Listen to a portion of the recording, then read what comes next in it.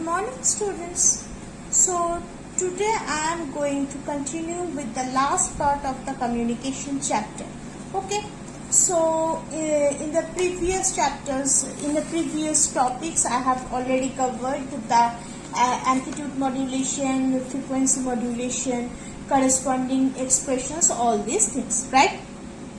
Now today I will discuss the theoretical part, and some part is there is a particular small part regarding the numericals, so I will discuss that part. Okay, so let us continue. So when an electromagnetic wave or carrier wave of range from very low frequency to microwave propagate through atmosphere, so there are mainly three types of waves that is produced. First one is that, what is the first one? That is basically known as the ground wave. Next is basically second, that is basically known as the space wave. And the third one is known as the sky wave. So what is this ground wave? So this ground wave is basically propagates from one point to another along the surface of the earth following Earth's curvature. That means if Earth's surface is this, if I consider this is the Earth's surface, and suppose this is the atmospheric ionosphere part of the atmosphere, then this ground wave will propagate like this if it is being produced from this point A, suppose. So first go reflect back. So in this way it is basically being propagated. So this is the characteristics or the significance of the ground wave. Okay. Hopefully it is clear. Now, what is the space wave? So for this space wave, basically, it is the wave which can propagate through the atmosphere in straight line almost without any deviation. So for space wave, basically it moves in a straight line without any deviation. So for the ground wave, it is being deviated, right, according to the surface of the earth. But for the space wave, it always moves in a straight line. Okay. So now the thing is that how this space wave can be propagated or can propagate. Okay. So let us consider this picture.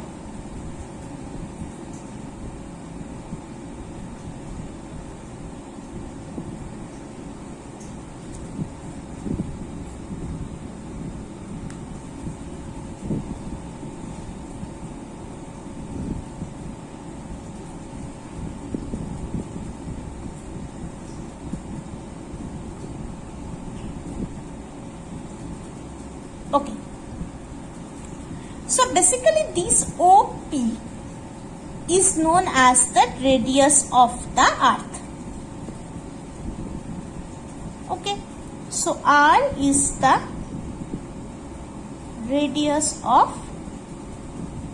earth. And what is H? H is basically considered this. If I make it A, this AP is the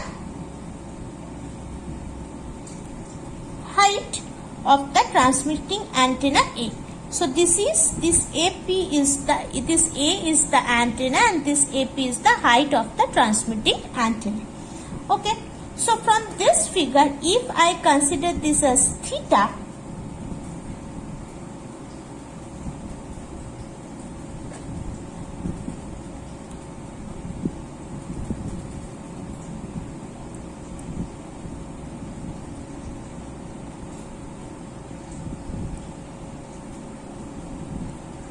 the thing is that suppose this from this A, the carrier wave is being started to communicate with the point. This point is considered as B. Okay. Right? From a signal, a carrier wave is being driven away and this B will receive that. Okay. A will send and B is receive that. Okay. So, from this figure we can say that cos theta, that is basically OC by AC. Now, what is this OC?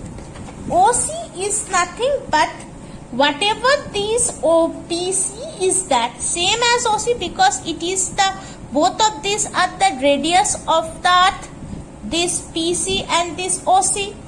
So OC is nothing but your R and AC.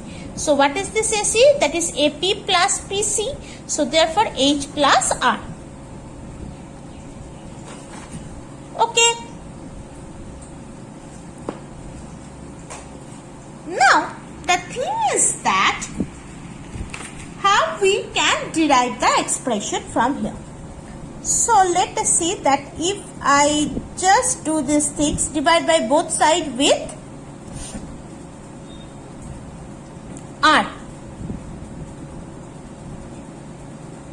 So it becomes basically 1 plus H by R. Okay. So if I do this, it becomes 1 plus H by R whole to the power minus 1. Now if I square this term, cos square theta, so it becomes basically 1 plus H by R to the power minus 2. Now if I do the expansion of this term, so it becomes basically 1 minus 2H. Why so? Because H is much less than corresponding to the R, that is the radius of the surface, earth. Okay. Now coming for the next part, that is the sin square theta or sin theta. So if I do this sin square theta part, so it will become basically 2H by R, or therefore sin theta will be under root of 2H by R. So from where this sin square theta is coming, actually I have find the cos square theta, right? Cos square theta becomes 1 minus 2HR.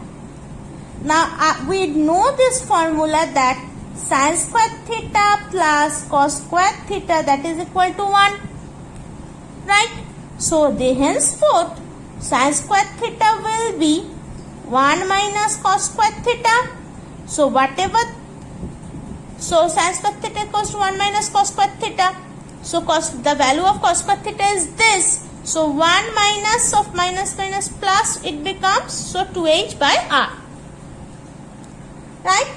So again same thing is that as theta is very small, so sin theta is near about to theta, which implies basically theta equal to root over of 2H by R.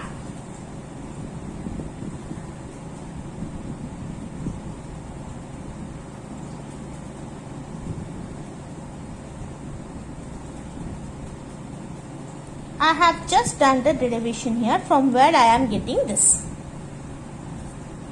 So, radio horizon. So, what is this radio horizon? Radio horizon is the thing, or it is basically the corresponding distance that is being propagated by the space wave in the rectilinear wave. So as I am talking about the space wave, so for the space wave we all know that it propagates but straight or in the rectilinear way through the surface of the earth. So the maximum distance, but for the surface of the earth the problem is that it is like this, right? So if from this antenna a wave is being propagated in a straight line, if there is, suppose this thing is there, so up to this point it can go straight. Furthermore, it have to go in this direction, next it come in this direction, right way. So it should bend here, but the maximum distance or the distance that is being propagated in a rectilinear way through the surface, through the curved surface of the earth by the space wave is known as this radio horizon. So this radio horizon is nothing but your OP. So corresponding to this picture, this is the curvature. So this is basically the rectilinear part. So this OP is your radio horizon.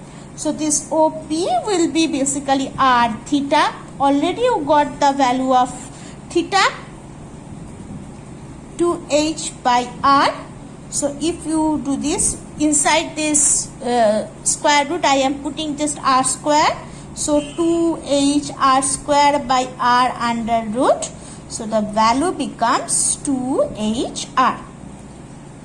So this is the thing. Okay. Now next is that the satellite communication. So what is the satellite communication? Satellite communication is the thing through which by which a particular communicative system is there through which we can communicate. Next is that sky wave. So what is the sky wave? Sky wave is basically the modulation, whatever we have already studied, that is the medium frequency or the low high frequency for the carrier wave. Basically the carrier wave can be in MF, that is the medium frequency, or in LHF, that is the lower high frequency. Okay, so basically this sky wave propagates through the ionosphere, and there are particular two factors, that is first one is that the solar radiation, and next is the isolation rate of the air. So these two things is most affecting part in the sky wave. Okay, and okay, so this is the thing I need to tell you, right? So up to the sky wave, this is the last part of the communication chapter. So in the next videos I'm going to start the new chapters. Okay, thank you.